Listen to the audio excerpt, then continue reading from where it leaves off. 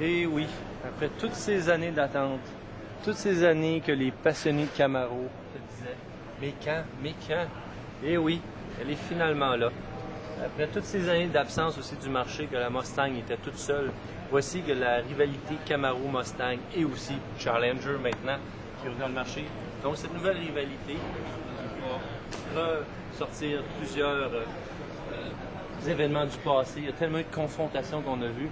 Et vraiment, la Camaro, j'ai toujours été sceptique du look lorsque je voyais en photo, lorsque je voyais dans les livres vers où ça s'orientait. Par contre, je veux dire que le résultat, lorsqu'on est à côté de la voiture, là, vraiment réussi.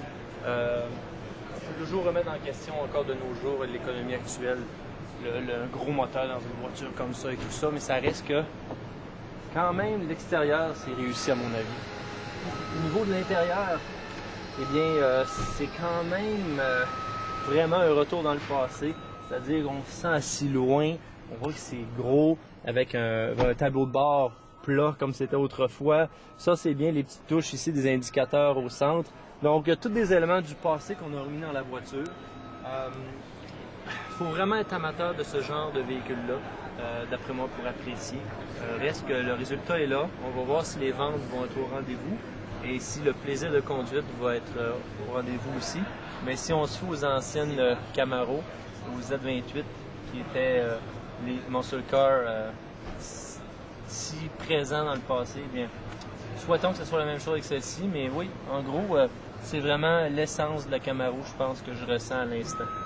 C'est excellent. On peut pas parler de muscle car sans parler de motorisation. Eh bien, ça, on regarde ensemble. Et oui, un bon vieux V8. Ici, on parle de 422 chevaux. C'est le moteur le plus puissant qu'on peut avoir dans la nouvelle Camaro. Pour ceux qui désirent quelque chose quand même de moins brutal, il y a le V6 de 300 chevaux qui devrait plaire à plusieurs consommateurs.